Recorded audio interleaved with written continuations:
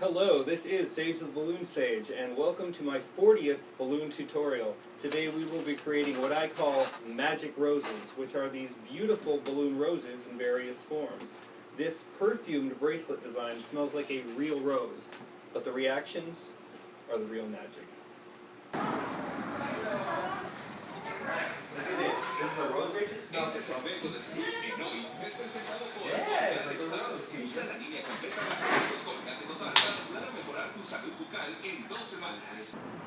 We will begin by learning this bracelet based on the famous Twixter rose. I'll show you some different ways to make it fragrant. And we will finish off creating the giant rose and making it do this.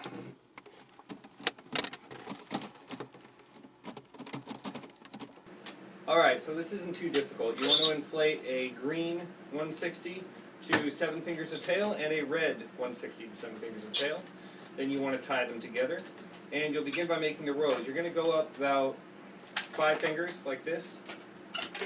You're going to match that. Come back up, make a third, and then push it through. This is just standard, like a standard flower here. And at the top you're going to make 3. It'll be like the inner petals here. Now when we make this rose smell nice, there's going to be a little pocket where you're going to put the scent. And it'll emanate from within rather than get pretty much blown off within the first half hour on the outside. Okay, you've got your 3 pinch twists at the top. You got this. Now you're going to come down and finish this off by making a 4th cylinder twist that is just the same. Okay. So you have this. Pretty standard stuff here. Now you're going to travel up, and you need to put this in the middle somewhat, but squish the air out of it and just kind of tie it off like that. Kind of stick that deep in there. Now you don't want to come right around. You want to push up a little bit. You want to bump here because that's important for this design. Now for this technique, you want to really pull this and stretch it as you're going along. Just stretch it along. Make sure it's real thin compared to the other part of the 160. So you have that, you cross over that lump that you just did. Okay, you cross over, and you're just going to come around again. Back just like this, stretch it out, make sure it's nice and long.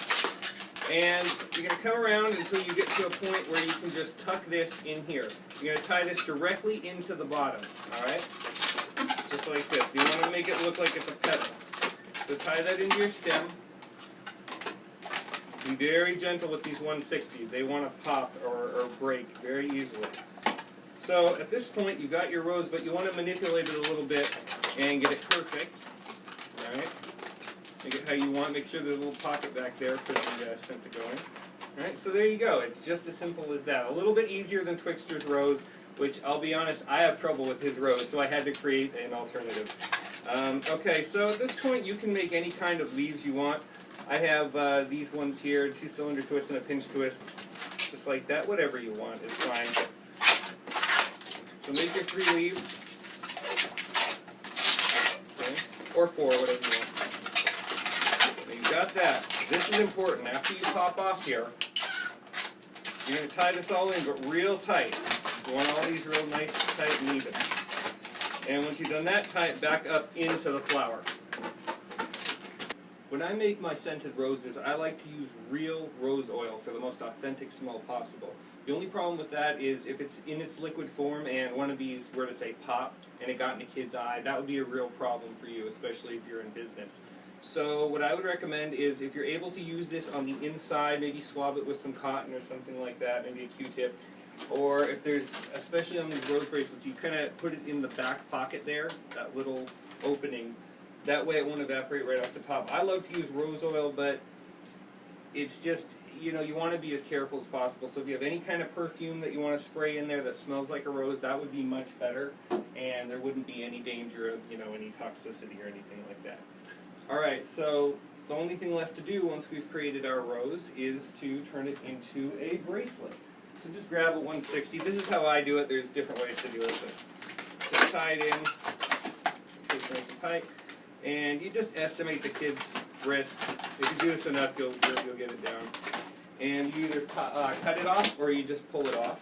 And there you go. Now it's in its beautiful bracelet form. The large 350 rose is made using 4 balloons, a 350 and 3 160s. For the stem, you use 2 different colored green 160s. This is a lime green, this is a standard green. And then you're going to have your pink 160, about 6-7 fingers of tail. And they'll all be tied together in the cluster at the nozzle of the 350. So to create the flower, you go to about a 6-finger cylinder twist, like that. And you make a large pinch twist, carefully. And then a smaller pinch twist. These will be the top petals. And once you've done that, you're going to come back down like we did on the bracelet. So match that up. Tie it all in together. Come back up with a mimicked cylinder twist again. Tie it in there nice and tight. And to finish, one final matching cylinder twist. Tie it all in there. Now this is tricky, but you want to pop off and tie it again into that cluster. However you got to do it. Just do it carefully. Alright. So now we will be heading over to our pink 160. Coming up, same technique. You don't want this full because it doesn't look right. So try to squeeze some air out of that. And then give it a twist at the top so it holds that non-air thing. Okay, and again, make a little bump right here, just like that. And twist around tightly. And you can make any shape you want. But again, I go over the bump, I come around again, outer layer, and you know, whatever you want to do. Just tie it in. Again, to that same cluster. Maybe deeper in there with the petals. Okay. And once you have that all secure, adjust it a little bit. That's how you like it. Just like that. There you go. Now we do the stem. Make 2 leaves of each color.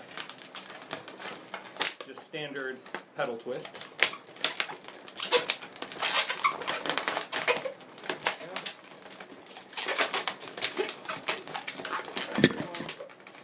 And again, make sure they're all equally twisted together so none get loose or it comes untwisted. Make your 4th leaf. And there we go. You should have this. To finish, you want to make sure it's nice and full, these 160s. And you're just going to do a little twist. Alright, so if you've finished, your stem should look just like this. You can create whatever length you want and finish it off with 2 pinch twists. Now let's talk about this light that's in here. As you can see, it's quite a great light with some different effects there. But what kind of light is it? Well, you may not believe this. I didn't when I first read it. This is a light-up balloon stick, and it's called Light Up Balloon Stick, officially. And it's from the Light Up Balloon Stick Company. So, yeah, they do one thing and they do it well, I'll give them that. This is the best light I've ever used for these, so you can put them in all kinds of different sculptures. But to finish off, I'm just going to throw some rose oil on this and show you how I do it. So I open up the, that looks a little weird, but yeah, you just put a little of that rose oil in there. Oh, that smells great. And just take a Q-tip, spread it around. The point is you don't want it in a droplet. You don't want a droplet to go and splash in someone's eye. That's the worst thing you can imagine. So definitely don't want that. But hopefully you can spread it around enough that I've never actually had one of these pop on me, but you want to be careful. Oh wow, that smells amazing. Just like a rose. And as you saw, that little girl definitely loved the design. So I'm really happy with this. I hope you have fun.